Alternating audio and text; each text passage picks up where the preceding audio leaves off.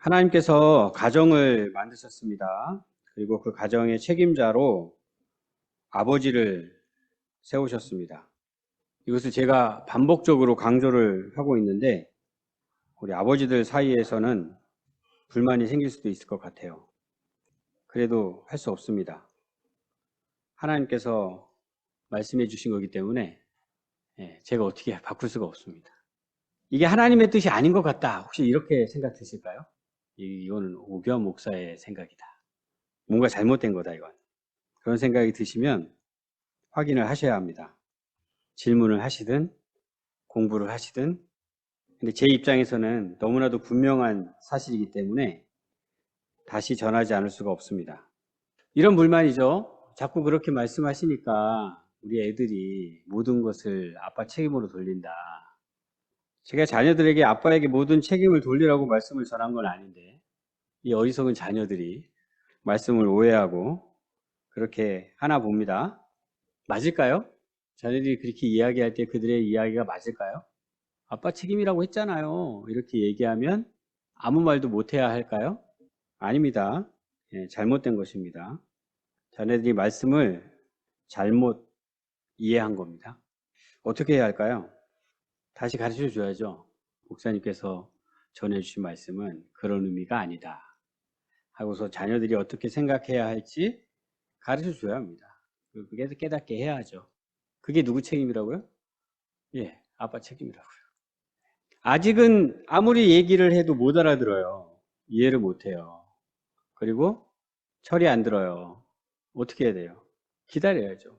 때가 될 때까지 기다려야 합니다. 그것도 아빠 책임입니다.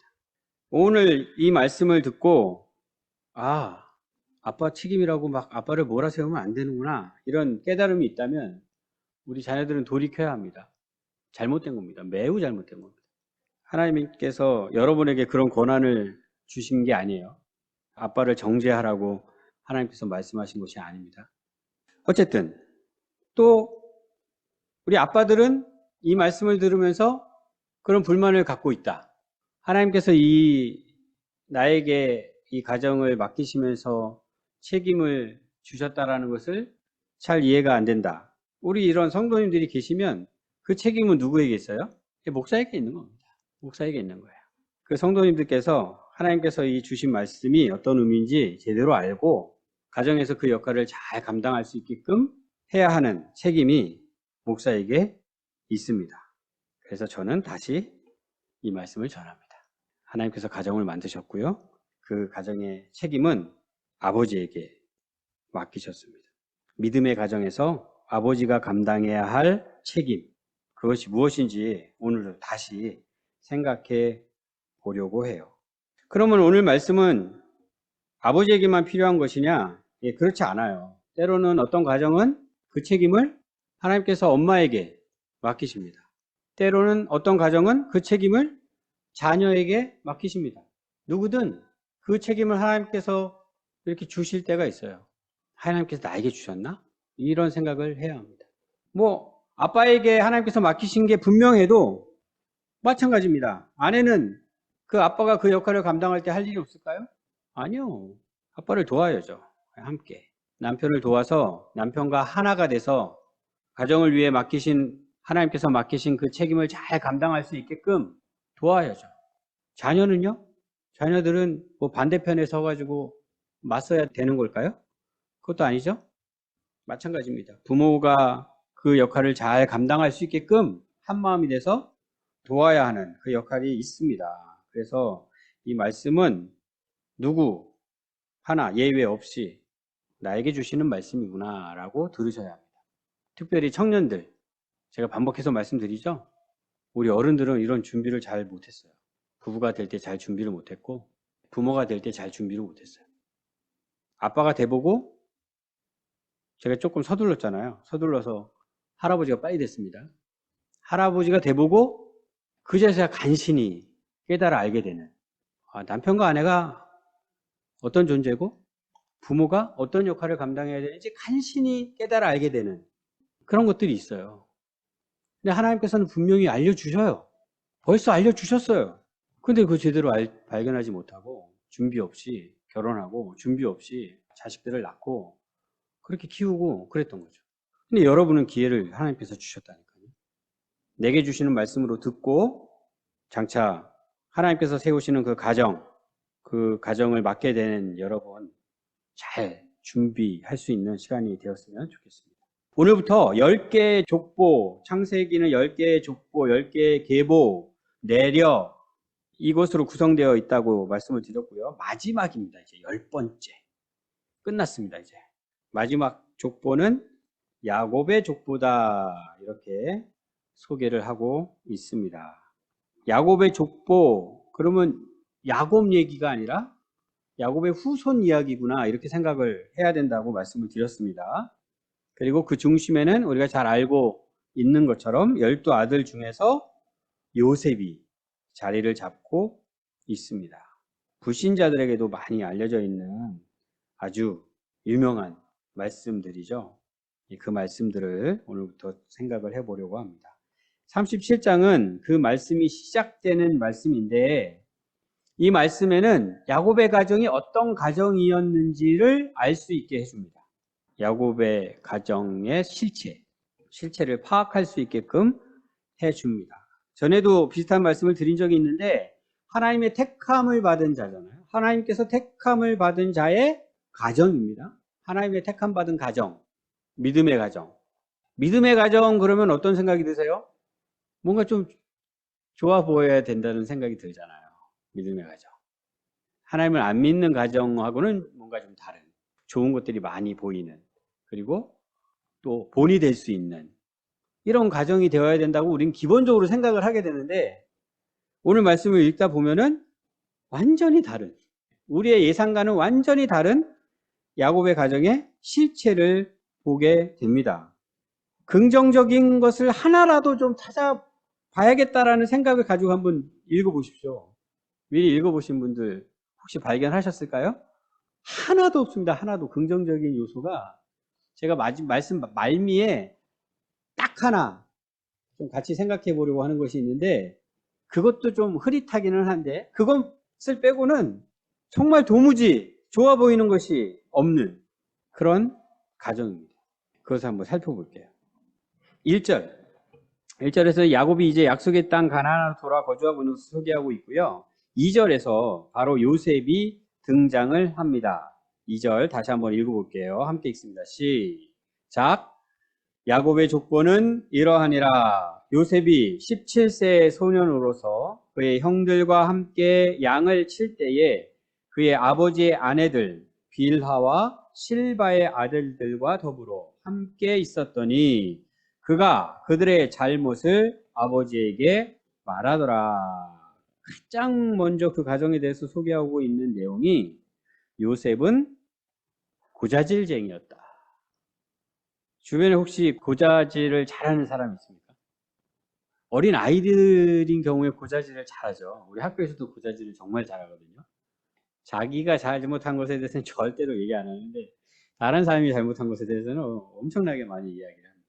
그러다 이제 점점 어른이 되면은 덜 하게 되죠. 이제 나중에는 안 하게 되는데 혹시 어른 중에서도 아직까지 노골적으로 하는 부끄러운 어른은 별로 없을 것 같고 은근슬쩍 남이 뭔가를 잘못하는 게 있으면 입이 간질간질해가지고 견디지 못하는 그런 분들이 가끔은 있더라고요. 가끔.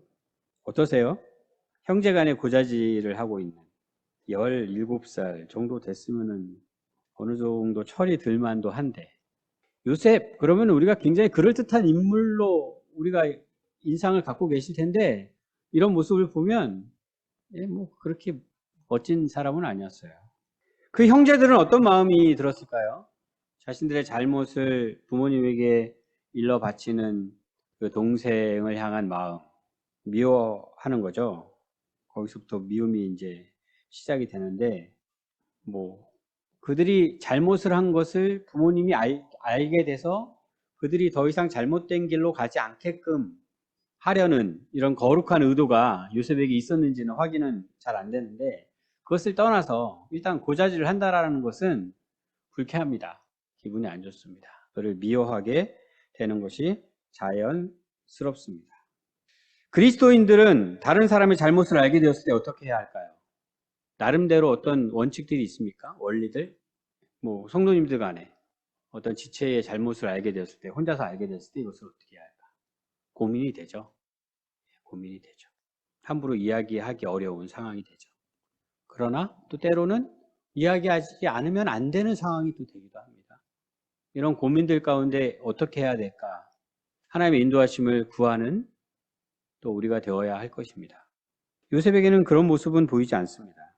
가정에서는 어떠세요? 가정에서 가족들끼리 고자질은 좀 편하게 하는 편이시죠? 부담 없이. 그럴 때 일어나는 일들. 믿음의 가정 예배를 드리는 가정에서 지금 야곱의 가정 가운데 일어나는 이러한 일들이 일어나서는 안 됩니다. 얼마든지 이런 일들이 일어날 수 있죠. 일어날 수 있지만 아까도 말씀드렸듯이 믿음의 가장에게 맡겨진 그 책임을 다 하시면서 이런 상황에서 어떻게 고자질 하는 사람은 어떤 식으로 생각을 해야 하는지, 고자질 당하는 사람은 또 어떤 식으로 대응을 해야 하는지를 믿음 안에서 잘 배울 수 있어요.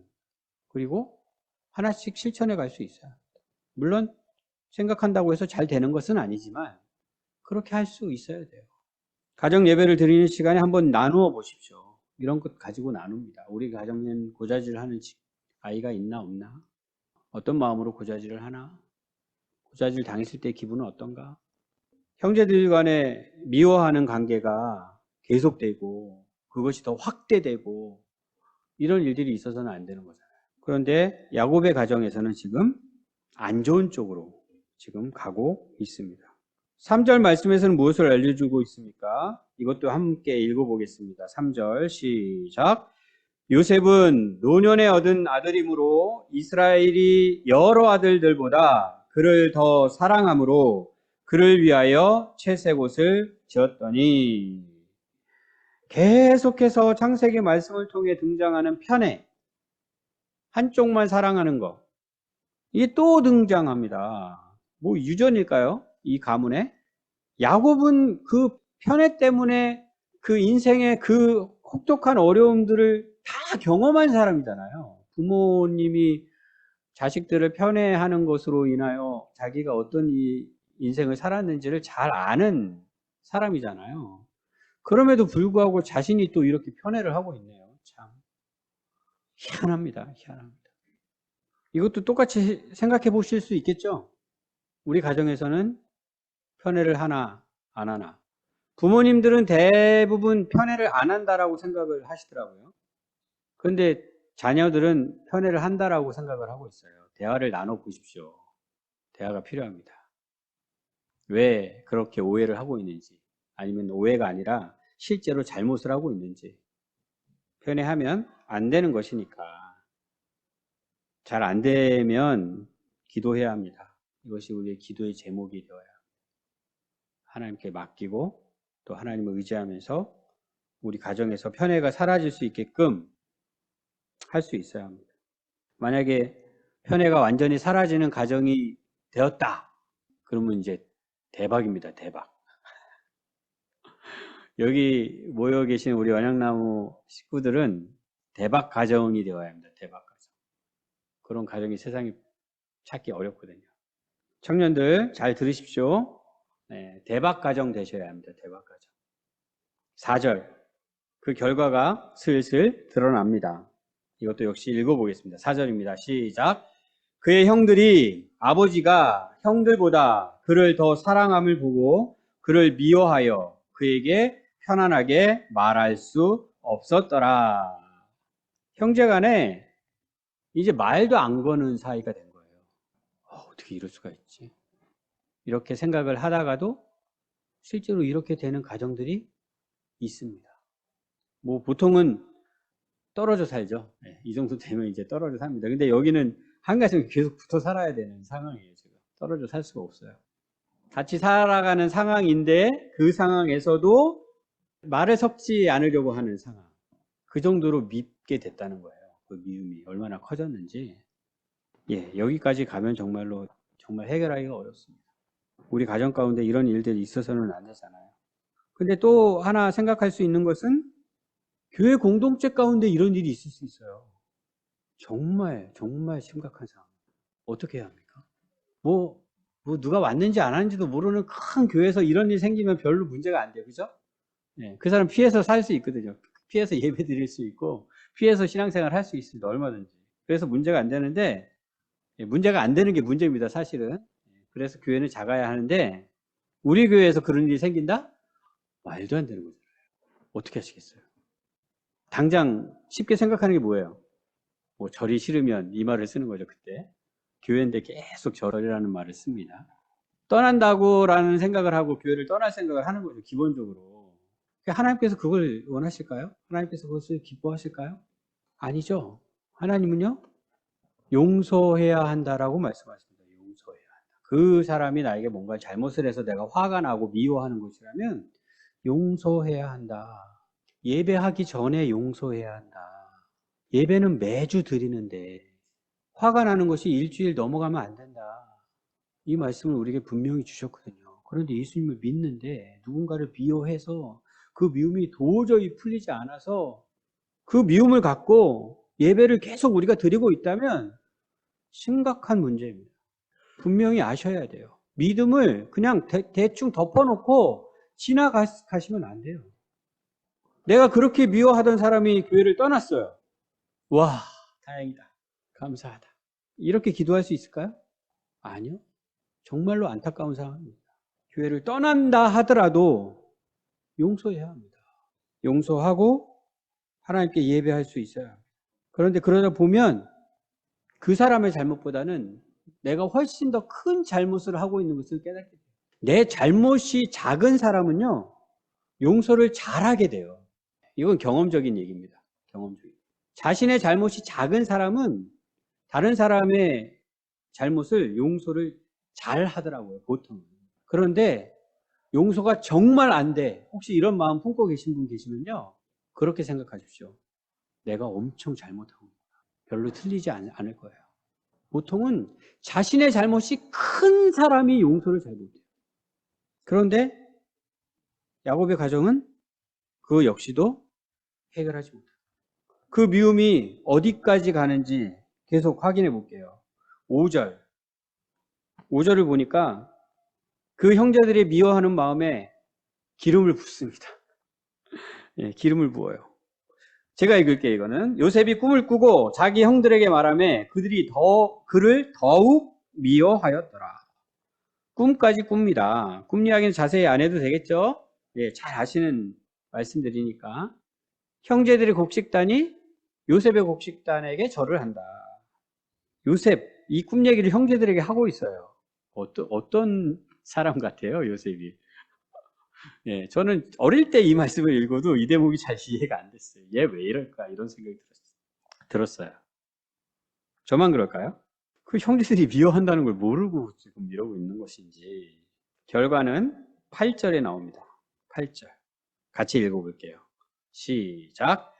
그의 형들이 그에게 이르되 내가 참으로 우리의 왕이 되겠느냐? 참으로 우리를 다스리게 되겠느냐? 하고 그의 꿈과 그의 말로 말미암아 그를 더욱 미워하더니 더욱 미워하게 됩니다.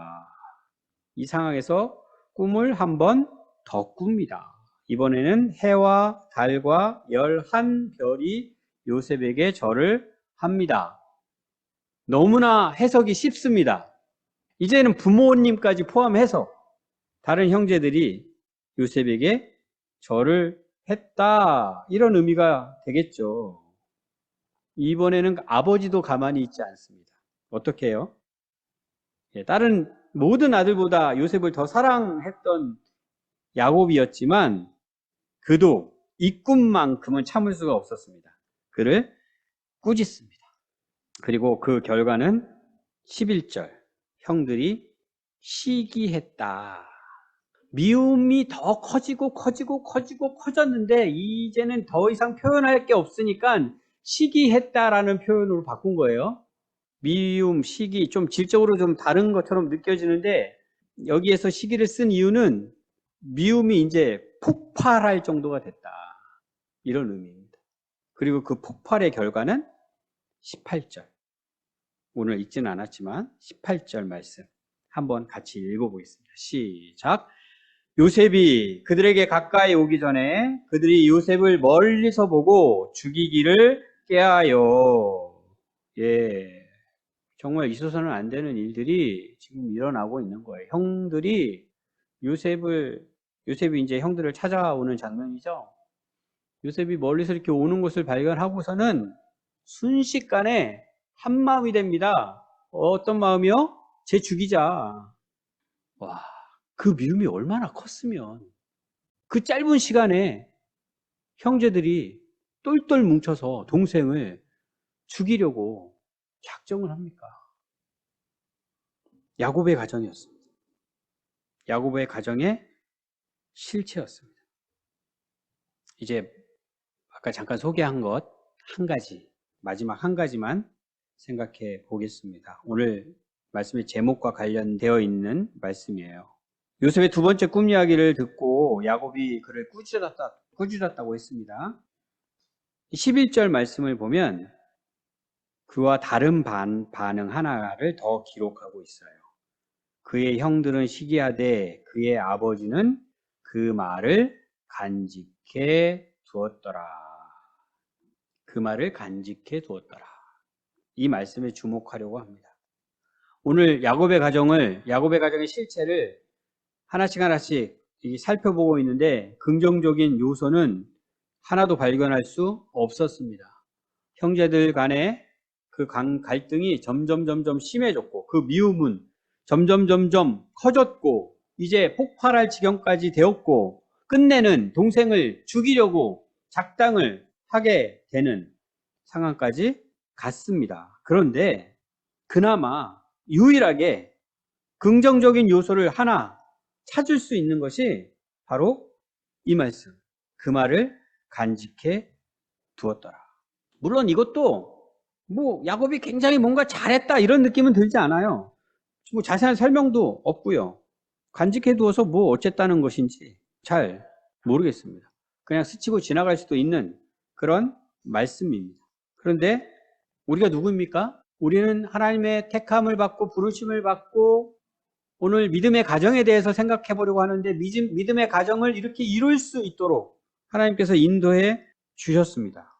오늘 야곱의 가정을 보면서 믿음의 가정이 믿음의 가정답게 세워지는 것이 결코 만만한 것이 아니구나. 이것을 또 다시 발견하게 되는데 이미 우리는 우리의 실제 삶 가운데 그것을 경험을 합니다.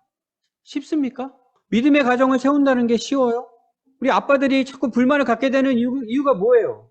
너무 어렵거든요.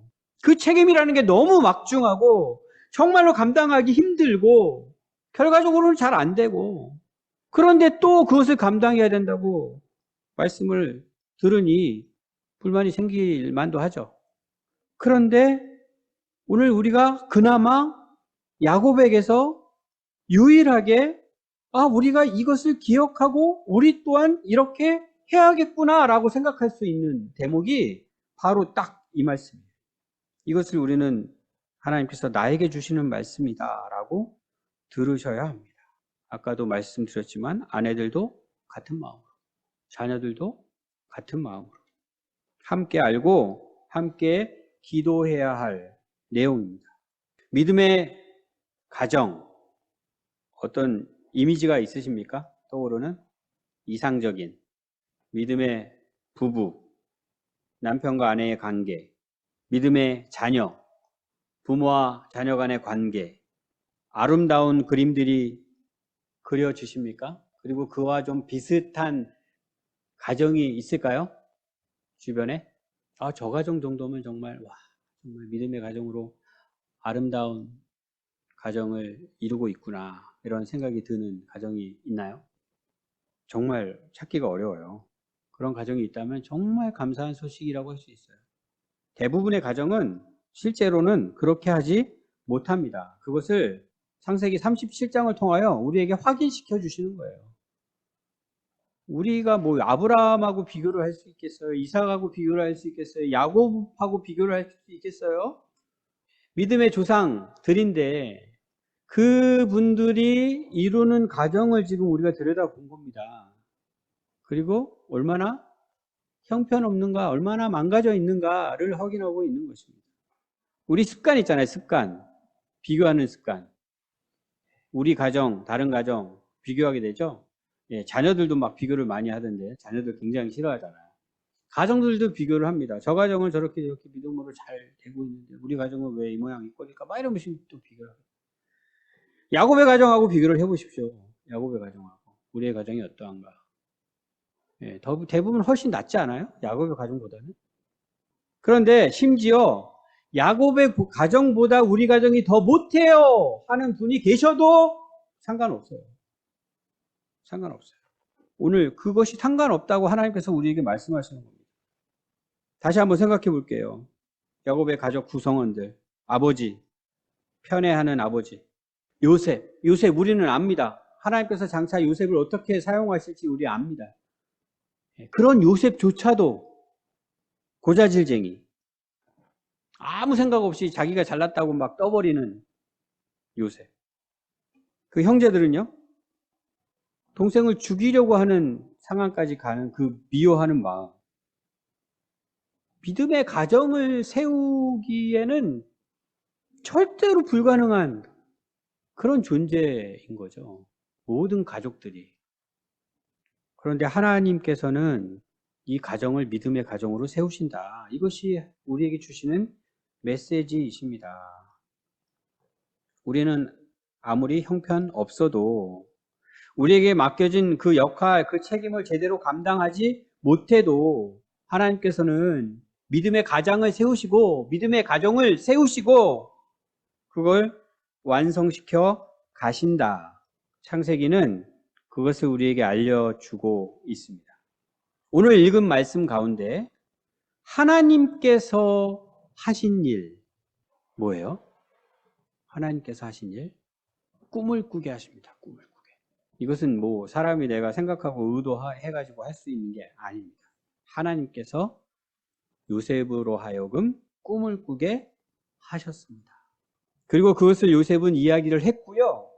야곱은 그것을 간직해 두었어요. 우리가 이거 하면 됩니다. 하나님께서 하신 것. 다른 것들은 사람들이 한 것들에 대해서 막 소개하고 있는데 사람들이 한 것들은 다 엉망진창이에요. 제대로 된 게 하나도 없어요. 뭔가 하나님이 일하시는데 도움이 될 만한 것들을 행한 것들이 하나도 없어요.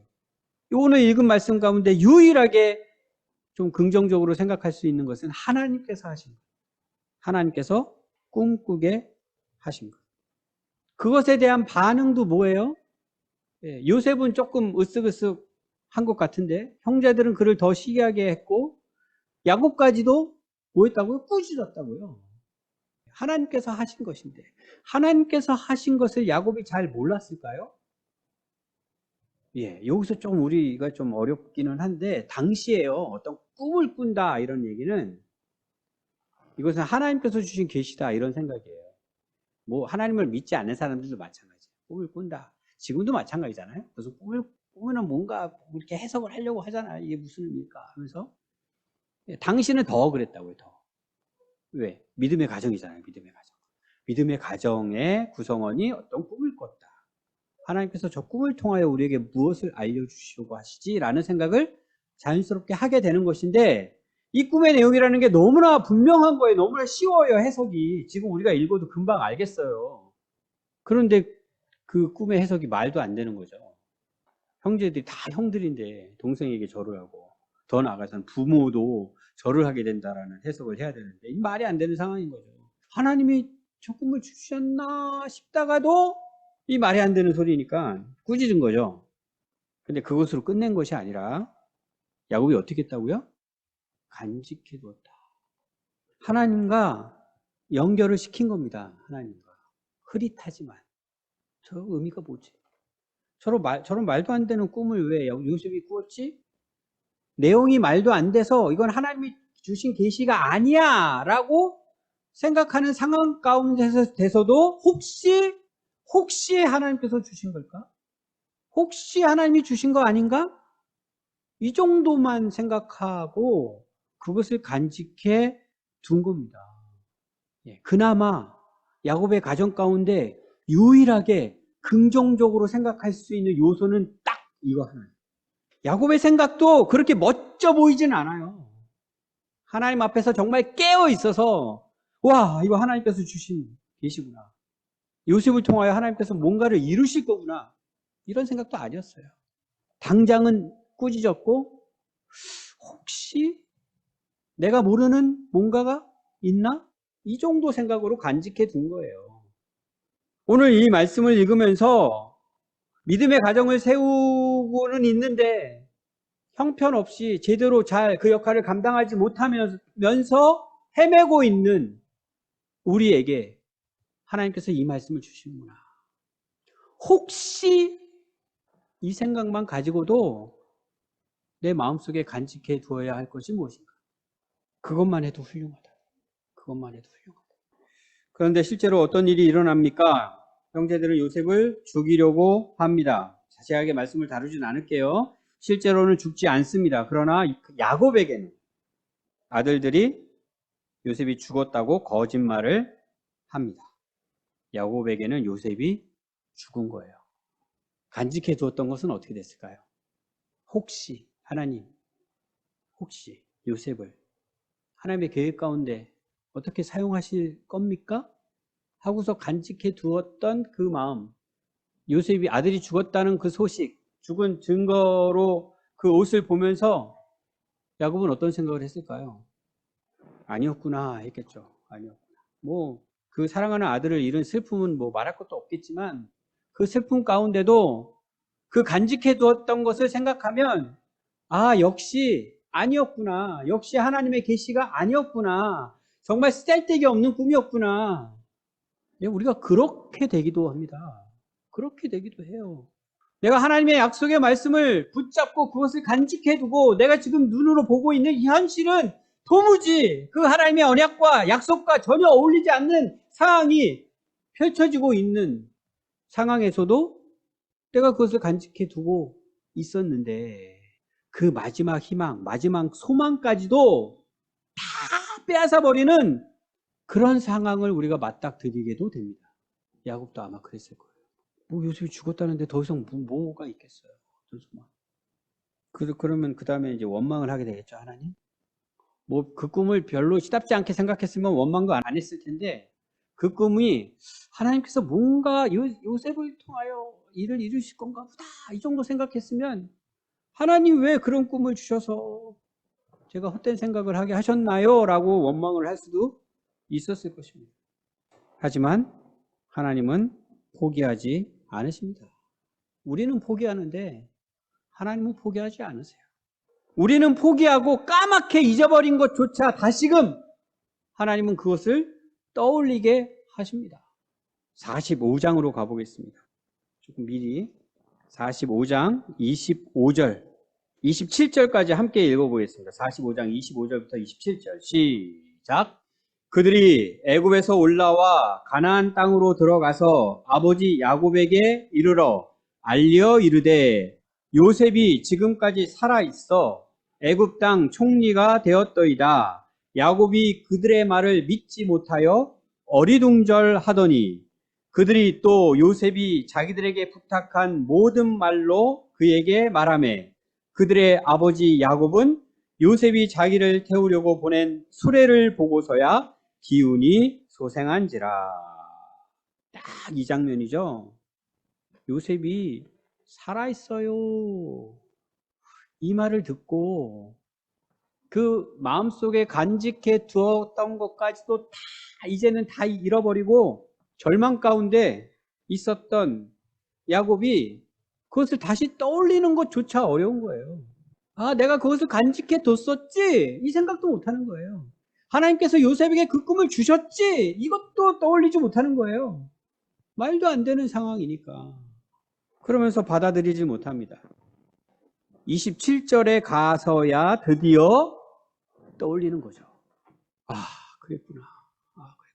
하나님이 이렇게 하시려고 요셉에게 그 꿈을 주셨구나. 이게 맞아지는 거죠.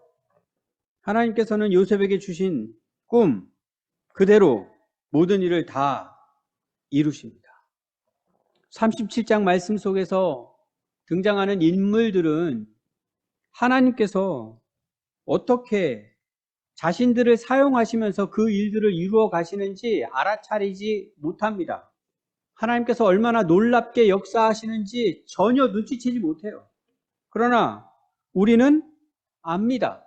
하나님께서 야곱의 가정의 그 구성원들의 그 잘못들, 그것들을 하나하나 어떻게 사용하시는지 우리는 알 수 있어요. 우리는 볼 수 있어요. 요셉의 고자질, 그게 잘하는 것이 아닙니다. 잘못하는 건데 하나님 그것을 사용하십니다. 형제들의 미움을 받게 합니다. 야곱의 편애, 잘하는 것 아니에요. 하나님 그것을 사용하십니다. 요셉에게 주신 꿈, 꿈이 잘못된 것은 아니죠. 그 꿈을 들은, 꿈을 본 요셉이 어떻게 합니까? 떠버리면서 자랑질을 합니다. 형들이 그를 죽이고 싶을 정도, 그런 마음이 들게. 그런 것들을 다 하나님이 사용을 하셔요. 그들이 그냥 그렇게 죽이고 끝냈으면 이런 일들이 일어나지 않죠. 오늘 말씀을 읽지는 않았지만 또 하나님이 누구를 사용하십니까? 르우벤을 사용하십니다. 죽이지는 않도록. 하나님이 또 누구를 사용하십니까? 애굽을 향하여 가고 있는 상인들을 사용하십니다. 하나님이 또 누구를 사용하셔요? 유다를 사용하십니다. 그들에게 팔자. 그들은 자신들이 어떻게 하나님께 쓰임을 받고 있는지 전혀 알지 못해요. 잘하는 것도 아니고 그들이 잘못하는 것까지 하나님께서 다 사용하셔서 도무지 야곱이 나중에 정신 차리고 이렇게 받아들일 수 없는 그런 역사를 하나님께서 이루십니다. 그렇다면 이것만큼은 우리가 간직해 두어야 되지 않을까요? 하나님이 어떤 분이신지, 하나님께서 어떻게 역사하시는 분이신지, 우리가 믿음으로 사는 자들이라고 하면서 믿음의 가정을 세우고 있다라고 하면서 무엇을 간직해 두고 계십니까? 무엇이 있어요? 우리 마음 가운데. 하나님께서 우리에게 주신 약속의 말씀이 있다면 그것으로 충분합니다. 그것으로 충분해요. 그 책임으로 우리가 해야 할 모든 것들을 다 감당했다라고 해도 괜찮아요. 그것마저도 부담스러워 하시겠어요? 하나님은 우리에게 약속해 주셨어요. 이미 이루셨고 지금도 이루고 계시고 장차 그것을 완성하실 것입니다. 그거 간직해 두어야 되잖아요. 요셉의 고백만 하나 더 하겠습니다. 50장. 요셉의 고백을 우리 마음 가운데 간직해 두었으면 좋겠어요. 50장 20절 말씀.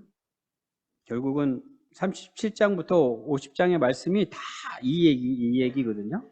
미리 읽어보겠습니다. 50장 20절 같이 읽습니다. 시작. 당신들은 나를 해하려 하였으나 하나님은 그것을 선으로 바꾸사 오늘과 같이 많은 백성의 생명을 구원하게 하시려 하셨나니. 예, 하나님은 그것을 선으로 바꾸사. 예, 이거 간직하십시오. 지금 우리에게 일어나는 일들, 좋은 일들도 일어나지만 안 좋은 일들이 많이 일어나죠. 한 주간 사시면서 또 많은 힘들고 어려운 일들이 있으셨을 거예요. 근데 이 마음 가운데, 우리 마음 가운데 이것을 간직해 두자고요. 하나님은 그것을 선으로 바꾸사. 그 하나님이 우리의 하나님이십니다. 우리는 그분의 백성입니다. 그분이 우리의 아버지이시고요. 우리는 그분의 자녀입니다. 그 하나님 아버지를 믿고 의지하는, 그렇게 믿음의 가정을 세우는 믿음의 가장들이 되십시오. 그 믿음의 가장들과 함께하는 믿음의 가족들이 되십시오. 한 마음으로 같은 소원을 가지고 함께 기도하는 우리 모두가 되기를 주님의 이름으로 축복합니다.